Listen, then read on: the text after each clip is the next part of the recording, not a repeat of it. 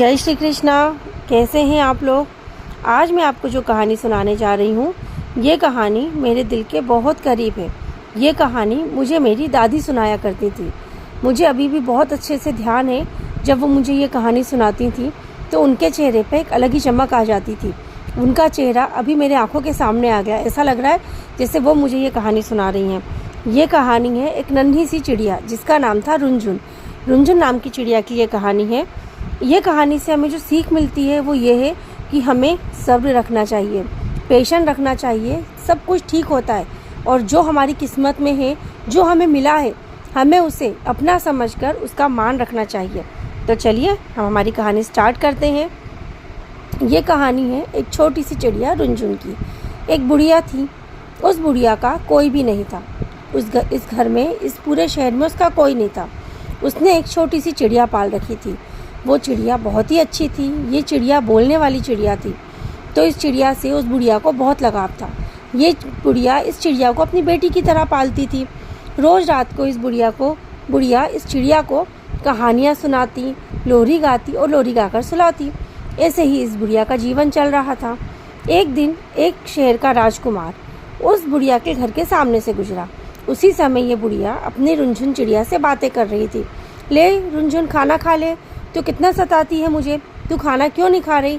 चल मैं तुझे लोरी गा के सुना देती हूँ। और वो बुढ़िया अपनी चिड़िया को लोरी गा के सुनाती। सो जा रही मेरी रुनझुन, तो हे राजा के पढ़ना दूँ। सो जा रही मेरी रुनझुन, तो हे राजा के पढ़ना दूँ।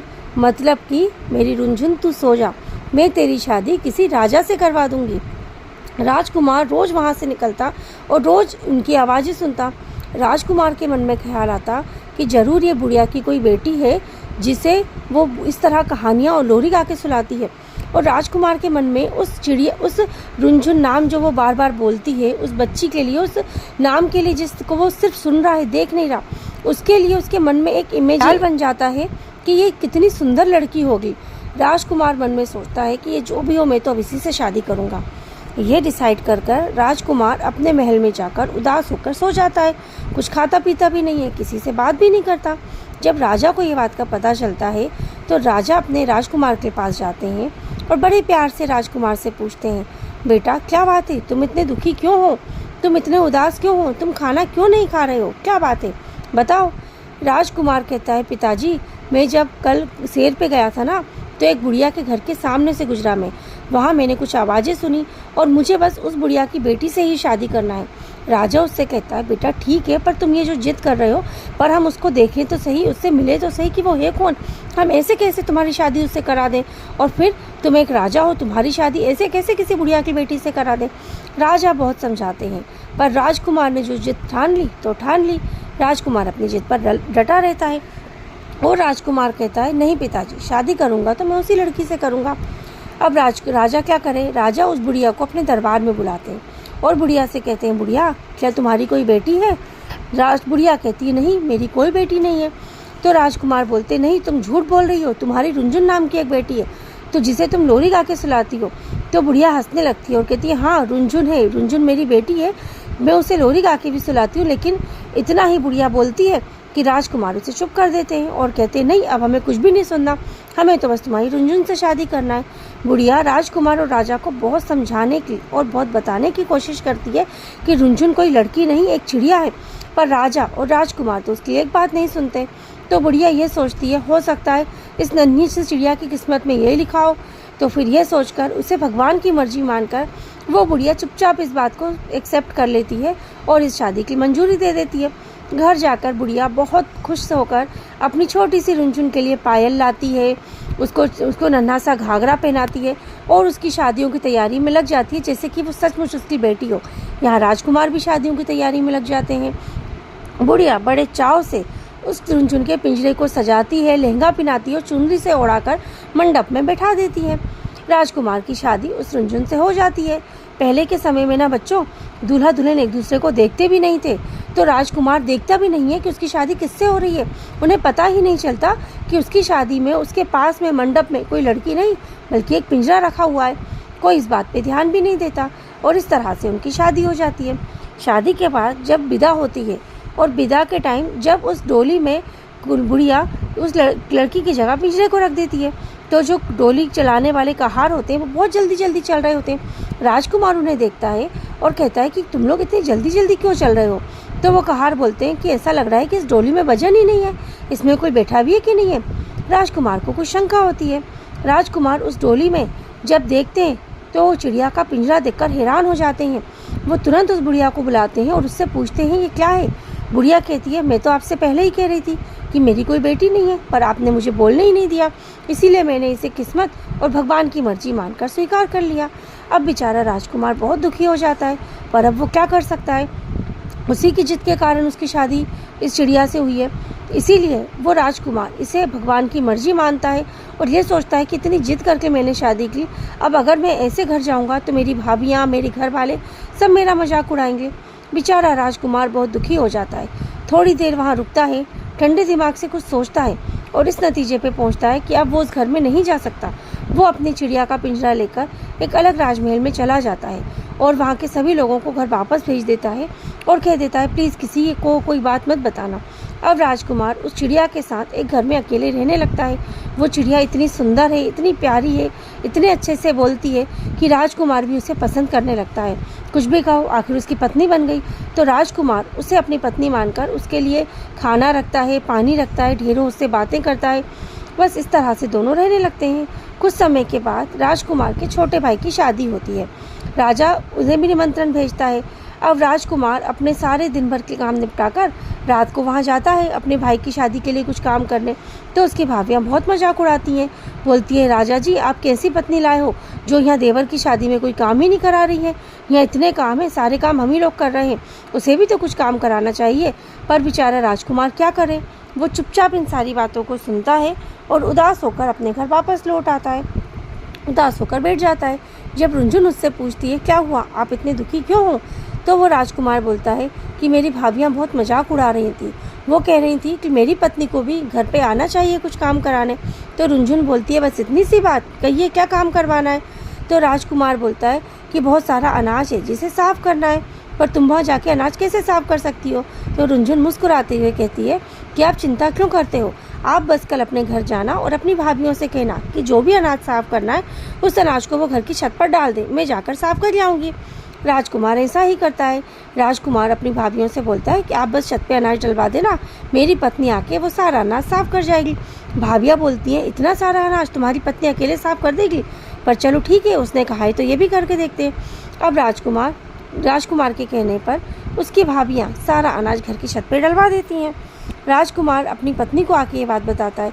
अब वो रुंझुन उड़कर जाती है छत पर और छत पे जाके अपनी सारी सखियों को, सारी चिड़ियाओं को आवाज़ लगाती है, आओ मेरी सखियों चावल बिनवा दो, मेरे देवर की शादी है, थोड़ा काम तो करवा दो। इस तरह का गाना वो जब गाती है तो रुंझुन की यानी उस चिड़िया की सारी सहेलियाँ, छोटी छोटी चिड़ियाँ आ जाती हैं छत पे और अपनी चोट से पूरा अनाज साफ करवा के चली जाती हैं।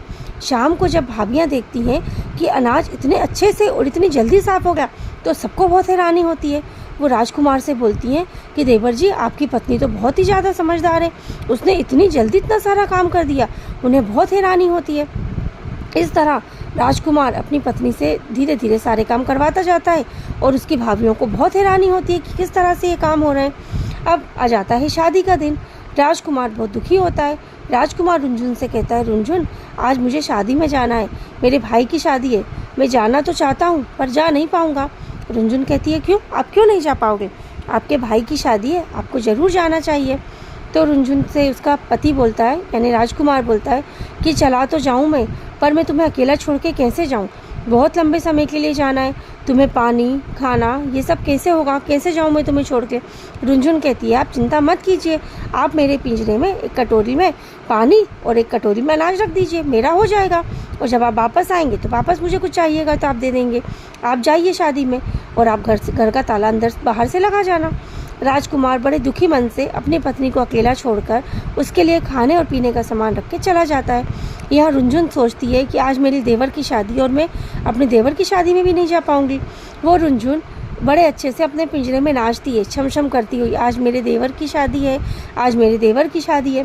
रुंझुन अपनी नाचने की धुन में इतनी मगन हो जाती है कि उसे पता ही नहीं चलता कि उसके पैर से टकराकर उसके पानी की कटोरी गिर जाती है। कुछ देर बाद रुनझुन को बहुत प्यास लगती है, पर अब वो पानी कैसे पिए। थोड़ी देर तो वो सब्र करती है, पर जब उसे प्यासा नहीं रहा जाता तो वो रुनझुन एक छोटी सी कटोरी अपनी चोंच में दबाकर घर के नीचे से उड़ के चली जाती है कि हो सकता है किसी तालाब मिल जाए, वहाँ मैं पानी पी लूँगी और ये कटोरी भी भर कर ले आऊँगी। वो रुनझुन जाती है तो उसे कुछ दूर पर जाकर एक तालाब मिल जाता है। अब ये रुनझुन उस तालाब में जी भर के पानी पीती है। अब वो रुनझुन अपनी कटोरी में पानी भरती, उसे अपने सिर पे रखती, वैसे वो कटोरी गिर के पानी गिर जाता। ऐसा वो बार बार करती है, पर वो पानी भर ही नहीं पा रही थी। उस समय वहाँ से शंकर जी और पार्वती जी निकलते हैं। पार्वती जी जब उस चिड़िया को देखती हैं तो उस चिड़िया पर मोहित हो जाती हैं। वो शंकर जी से कहती हैं, देखिए महादेव, कितनी सुंदर चिड़िया है, इसकी लगन तो देखिए, ये किस तरह से पानी भरने की कोशिश कर रही है। महादेव उससे कहते हैं, तुम्हें पता है ये एक बहुत सुंदर लड़की हुआ करती थी, ये अपने किसी कर्म के कारण आज इस चिड़िया की योनि में पड़ी हुई है। पार्वती जी उससे कहती हैं, वो जो कुछ भी हो, मुझे ऐसा लगता है कि अब इसने इसके जो कर्म किए थे उसकी सजा ये भुगत चुकी है। अब इसे वापस इसके असली रूप में आ जाना चाहिए, आप इसे इसके वापस असली रूप में बना दीजिए ना। पार्वती जी के बहुत बार कहने पे शंकर जी उसे उस चिड़िया को आकर एक सुंदर सी लड़की का रूप दे देते हैं। वो रुनझुन एक बहुत सुंदर लड़की के रूप में खड़ी हो जाती है। रुनझुन को ये देखकर बहुत खुशी होती है। रुनझुन अपने दोनों हाथ जोड़ के महादेव और पार्वती जी को नमन करती है और कहती है, महादेव ये क्या है, मैं एक चिड़िया से एक लड़की कैसे बन गई। महादेव उसे बोलते हैं कि बेटा, इसके पहले जन्म में तुम बहुत सुंदर लड़की थी, पर तुम्हारे किसी कारण से, किसी कर्म के द्वारा तुम्हें इस जन्म में चिड़िया का रूप लेना पड़ा, लेकिन अब तुम्हारे इस जन्म में इतने अच्छे कर्म है कि तुम्हें वापस हमने लड़की बना दिया। चिड़िया पहले तो बहुत खुश होती है, बहुत नाचने लगती है, फिर अचानक ही उदास हो जाती है। महादेव उससे पूछते हैं, क्या हुआ, तुम इतनी उदास क्यों हो गई। वो रुनझुन बोलती है, महादेव मैं बहुत खुश हूँ कि मैं वापस इस रूप में आ गई, लेकिन मैं अपने घर से जब आई थी तो घर का दरवाज़ा लगा हुआ था, तो मैं चिड़िया थी तो मैं दरवाजे के नीचे से उड़ के आ गई।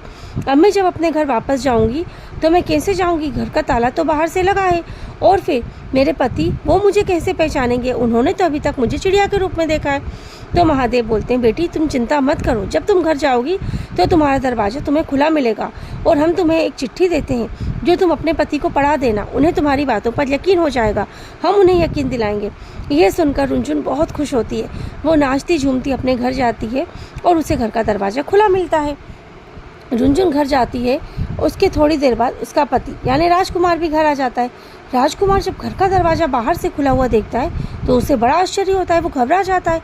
घबराता हुआ वो जब घर के अंदर आता है और देखता है कि पिंजरे में उसकी पत्नी यानी रुनझुन नहीं है, तो वो घबरा जाता है, वो पूरे घर में आवाज़ लगाता है, रुनझुन रुनझुन। तभी अंदर से एक सुंदर सी लड़की निकल के आती है। राजकुमार उस लड़की को देखकर हैरान हो जाता है और क्रोध करके पूछता है, तुम कौन हो और मेरी रुनझुन कहाँ है, कहाँ छुपा दिया तुमने मेरी रुनझुन को। वो लड़की हंसते हुए कहती है, स्वामी मैं ही आपकी पत्नी हूँ, मैं ही रुनझुन हूँ, और वह उसे महादेव की दी हुई चिट्ठी पढ़ा देती है। जैसे ही वो राजकुमार उस चिट्ठी को पढ़ता है और रुनझुन की सारी बातें सुनता है, बहुत खुश हो जाता है कि उसकी पत्नी अब वापस एक लड़की के रूप में आ गई है। तो वो अपनी पत्नी का हाथ पकड़ता है और दौड़ा दौड़ा जाता है राजमहल में। उस समय उसके छोटे भाई का गृह प्रवेश हो रहा होता है। तो राजकुमार राजा से बोलता है, पिताजी रुकिए, मेरे छोटे भाई से पहले मेरा और मेरी पत्नी का गृह प्रवेश होगा, मैं भी आज अपने घर में वापस प्रवेश करूंगा। इस तरह से राजा अपने पहले बड़े बेटे को उसकी पत्नी रुनझुन के साथ गृह प्रवेश कराते हैं, फिर छोटे बेटे को गृह प्रवेश कराते हैं। तो बच्चों, कैसी लगी आपको कहानी? देखा, मैंने कहा था ना, हमें सब्र रखना चाहिए। भगवान ने जो कुछ हमारी किस्मत में लिखा है हमें उसे एक्सेप्ट करना चाहिए, देर से ही सही, हमारे साथ सब कुछ अच्छा होता है। तो चलिए आप बताइए मुझे आपको मेरी कहानी कैसी लगी, और इसी तरह से यदि आप मेरी कहानियाँ सुनना चाहते हैं तो मेरे चैनल पर जाकर देखिए, आपको और भी कहानियाँ सुनने को मिलेंगी। जय श्री कृष्णा।